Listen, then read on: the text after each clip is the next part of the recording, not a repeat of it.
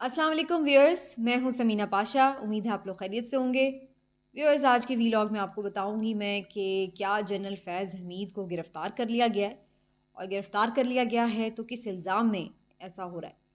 और दूसरा आपको ये बताएंगे कि एक अहम इस्तीफ़े की बाज़गश्त थी कि जनाब एक बड़ा इस्तीफ़ा आ रहा है, तो वो इस्तीफ़ा किस ओहदेदार का आ रहा है और क्यों आ रहा है, ये भी इसी वीलॉग में आपको बताएंगे। लेकिन उससे पहले आपसे रिक्वेस्ट है कि चैनल को कर लें सब्सक्राइब और वीडियो को लाइक और शेयर भी करें, और अपने दोस्तों, रिश्तेदारों और अहबाब में इस चैनल से मुतालिक बताएं भी।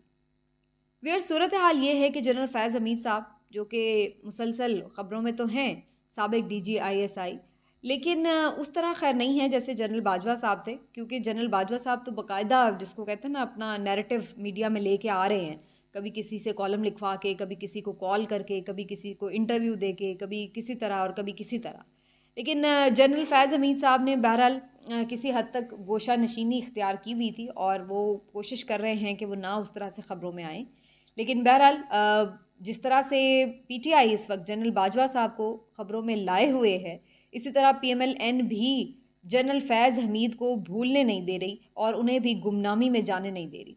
और इस वक्त पूरा, जिसको कहते हैं ना, अटैक रखा हुआ है PMLN और ख़ास तौर पर मरीम नवाज़ साहिबा ने, जो कि हर स्पीच में, हर तकरीर में, हर इंटरव्यू में फैज़ हमीद साहब का नाम लेना और उनके काम का जिक्र करना भूलती नहीं है।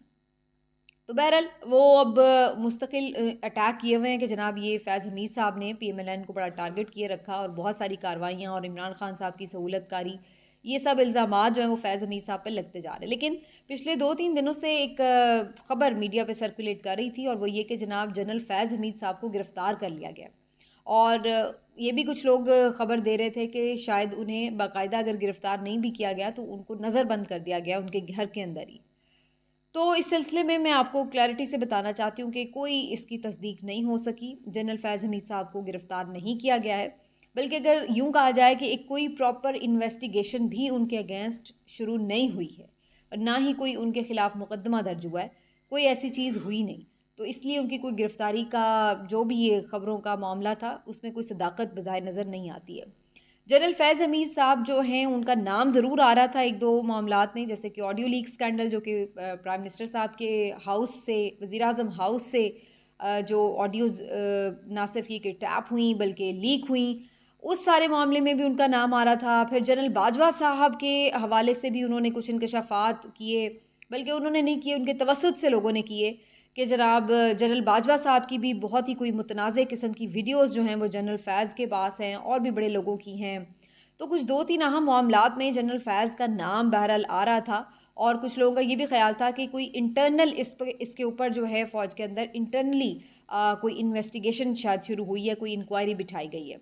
लेकिन इसकी तस्दीक नहीं हो सकी। और दूसरी एक अहम बात यह है इस सिलसिले में कि अगर कोई ये एक्सपेक्ट कर रहा है कि उसको कोई ऐसे विजुअल्स मिलेंगे कि जनाब जनरल फैज़ हमीद साहब को कोई गिरफ्तारी करके और लेके जा रहे हैं और इस तरह, तो ये तो होने से रहा। उसकी वजह ये कि आपको मालूम है कि फ़ौज एक मुनज़्ज़म इदारा है, एक प्रोफेशनल उनका अपना सारा एक्ट है, और उसी के तहत वो सारा कार्रवाई करते हैं। और उनके ऊपर भी अगर किसी किस्म के भी उनके इदारे में मसले मसाइल हों, कोई किसी का कोर्ट मार्शल हो या किसी की कोई इंक्वायरी हो, तो उनका अपना तरीक़ाकार है, और वो उसी तरीक़ाकार को फ़ॉलो करते हैं। उसमें बाहर के किसी इदारे की भी कोई आप कह लें कि मुदाखलत नहीं होती उस तरह से, और ना ही उनके तमाम तर इन्वेस्टिगेशन प्रोसेस से किसी को कोई एक्सेस मिलती है। तो ज़्यादा से ज़्यादा ये होता है कि सारी कार्रवाई हो जाती है तो आपको कोई ख़बर जारी कर दी जाती है ISPR के थ्रू कि जी ये कार्रवाई हुई थी, और इसके ऊपर ये सज़ा जो है वो किसी के ऊपर डाली गई है। लेकिन इसके अलावा कोई क्या उसके केस में, जैसे यहाँ हमारे यहाँ तो होता है ना कि जी पूरा एक टिक्कर टिक्कर चल रहा है, लम्हा बलम्हा ख़बर हो रही है, जी ये रिमार्क्स दे दिए, जज ने खांसी कर दी, जज आके बैठ गए, जज खड़े हो गए। तो वो वाली सूरत हाल तो फ़ौज के उसमें जो आप कह लें कि सारा ये प्रोसेस है इंक्वायरी का या जो भी, उसमें तो इस तरह का है नहीं चक्कर। तो इसलिए बहरहाल चूँकि वो बिल्कुल एक इंडिपेंडेंट सी उनकी इंक्वायरी है, जिससे कोई उस तरह से आप इन्वेस्टिगेशन का मवाद भी हासिल नहीं शायद कर पाते। तो ये सारी क़यास आराइयाँ हैं जो अक्सर लोग कर रहे हैं, लेकिन बहरहाल अभी तक ना तो उनकी कोई गिरफ़्तारी हुई है और ना ही उन्हें नज़रबंद किया गया है। और वो ख़ुद अपने तौर पर कोई मौक़िफ़ भी नहीं देना चाहते मीडिया पर, ना ही नहीं उन्होंने कोई दिया है। तो अगर कोई उनके तवज्जुद से ही बात कर रहा है कि जी उन्होंने ये कोई मौक़िफ़ दिया है, तो वो भी कोई उसमें सदाकत नहीं है। अब आ जाते हैं जी इस्तीफ़ा किसका आ रहा है। ये भी खबरें बड़ी 2-3 दिन से गर्दिश कर रही थी कि कोई बड़ा इस्तीफ़ा जो है वो पाइपलाइन में है, इस्तीफ़ा आने वाला है। बहुत सारे लोग कयास रइयाँ कर रहे थे कि शायद कोई मुल्क को चूँकि डिफ़ॉल्ट की सूरत हाल का सामना है इस वक्त और इसका ज़िम्मेदार लोग इसहाक डार साहब को ठहरा रहे हैं, तो लोग समझ रहे थे कि शायद उनको कोई इस्तीफ़ा उनसे तलब कर लिया गया है या वो इस्तीफ़ा देने वाले हैं। तो भई बिल्कुल भी आप इस तरह की किसी चीज़, इस तरह की किसी खुशफ़हमी में मुब्तला ना हों। पाकिस्तान अल्हम्दुलिल्लाह सुम्मा अल्हम्दुलिल्लाह वो मुल्क ही नहीं है कि जहाँ पर गैरत खा के लोग इस्तीफ़े दे दें, जहाँ पे अखलाकी तौर पर लोग ये सोचें कि यार ये हमारी ज़िम्मेदारी थी, हम पूरी नहीं कर पाए, हम अफ़सोस हमें हुआ, हम शर्मिंदा हैं और हम इस्तीफ़ा दे रहे हैं। यहाँ पे तो माशाल्लाह लोगों में वो ख़मीर ही नहीं है ना इस किस्म का।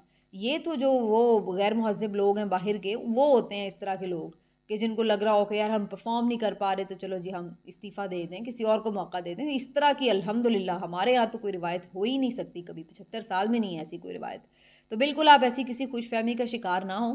इसहाक डार साहब जो हैं वो आपको आपका कचूमर निकाल दें, आपकी हड्डियों का रस निकाल के बेशक IMF को दे दें, कुछ भी कर लें। लेकिन वो अपनी कभी भी वो ये नहीं कहेंगे कि वो इस्तीफ़ा दे के चले जाएँ और नाकामी तस्लीम कर लें, ये कभी नहीं होगा। तो बहरहाल इस्तीफ़ा उनका नहीं आ रहा, इस्तीफ़ा आ रहा है जनाब, जो इस्तीफ़ा आने की जो ख़बरें थी वो आ रहा था इस्तीफ़ा चेयरमैन नैब जो मौजूदा है आफ्ताब सुल्तान साहब का। और आफ्ताब सुल्तान साहब जो हैं वो आपको मालूम है कि IB के साबिक़ सरबराह थे और बहरहाल वो एक प्रोफ़ेशनल आदमी थे और जब उनको यहाँ पे अपॉइंट भी किया गया था तो लोगों का ख़्याल ये था कि ये उस तरह से कठपुतली के तौर पर जिसको कहते हैं ना कि एक एक्ट करते फिरेंगे, उस तरह वाला इनकी शोहरत है नहीं है। और अब ये ख़बरें आ रही थी कि हुकूमत ने कोशिश की है कि उनको इस्तेमाल किया जाए और उसी तरह से नैब के इदारे को आर्म ट्विस्टिंग के लिए और लोगों को सियासी तौर पर तंग करने के लिए, सियासी मुकदमात बनाने के लिए जो है वो इस्तेमाल किया जा सके। तो वो फिर से कोशिश ये थी कि अपना असर रसूख इस्तेमाल करके उनको मजबूर किया जा रहा था कि जनाब PTI के जो रहनुमा हैं उनके अगेंस्ट मुकदमात जो हैं वो बनाए जाएँ और उनको जो है वो गिरफ्तारियाँ डाली जाएँ और वगैरह वगैरह कार्रवाइयाँ इंतकामी उनके ख़िलाफ़ की जाएँ। लेकिन अभी तक की ख़बरें यही हैं कि जो आफ्ताब सुल्तान साहब हैं उन्होंने इस पे रेज़िस्ट किया है और वो इस मामले पे खुश भी नहीं हैं और उन्होंने ये वो सोचा है कि वो शायद इस पे रिज़ाइन ना कर दें। अब 2 चीज़ें हो सकती हैं, या तो वो खुद ही तंग आके रिज़ाइन कर दें और ये भी हो सकता है कि उनसे रेज़िग्नेशन ले लिया जाए कि भई अगर आपने बात नहीं माननी तो फिर आप रिज़ाइन कर दें। लेकिन अभी बहरहाल ये मामला फ़िलहाल रुक गया है, ना तो वो रिज़ाइन कर रहे हैं, ना उनसे लिया जा रहा है क्योंकि उसमें बुनियादी तौर पर चीज़ें ये हैं कि अब नैब खुद भी उतना मज़बूत इदारा रहा नहीं है। तो अगर आप उसके थ्रू कार्रवाइयाँ करनी भी चाहते हैं तो अभी कुछ देर पहले ही तो आपने ये नैब तरामीम की हैं, तो उसमें तो आपने सारे जिसको कहते हैं ना कस, बल, छुरियाँ, चाकू सब कुछ तो नैब का आपने ख़त्म कर दिया। अब तो नैब बेज़रर सा इदारा रह गया है, तो उसके थ्रू किसको आप पकड़ेंगे? क्या उसके ऊपर आप जो है वो कार्रवाई करेंगे? पहले ज़रूर था कि नैब चेयरमैन के पास भी काफ़ी ज़्यादा इख्तियारात थे और बड़ी ज़बरदस्त पावर्स थी और गिरफ़्तारियों के हवाले से भी काफ़ी जल्दी ये कार्रवाइयाँ हो सकती थी, लेकिन अब तो वो सूरत हाल है नहीं। तो इसलिए भी आप अगर नैब के थ्रू PTI के लोगों को टाइट करना चाहते हैं तो वो बहरहाल फ़िलहाल तो ऐसा नहीं पॉसिबिलिटीज़ नज़र आ रही और ये भी अपनी जगह बात माननी पड़ेगी कि कोई ख़ास ऐसे मुकदमात मिले भी नहीं इन्हें, ऐसी चीज़ें मिली भी नहीं जिसके ऊपर वो बहुत ज़्यादा कोई आर्म ट्विस्टिंग कर सकते। हम ये नहीं कह रहे कि जनाब PTI की हुकूमत को बड़ी साफ शफ़ाफ़ थी और किसी ने कुछ नहीं किया होगा। हो सकता है कि हो कोई मामला, लेकिन बहरहाल ये अपनी जगह एक बात है कि नैब के उस तरह से फ़िलहाल जो चीज़ें चल रही हैं उसमें अगर कोशिश भी की गई है तो कोई बहुत ज़्यादा चीज़ें निकाल नहीं पाए हैं। तो बहरहाल ये है मामलात जनाब इस्तीफ़े के और गिरफ़्तारियों के जो आप तक हमने रखे हैं। लेकिन इंशाल्लाह अगले वीडियो में फिर मज़ीद ख़बरें आपके साथ शेयर करेंगे। अपना ख़्याल रखिए। अल्लाह हाफ़िज़।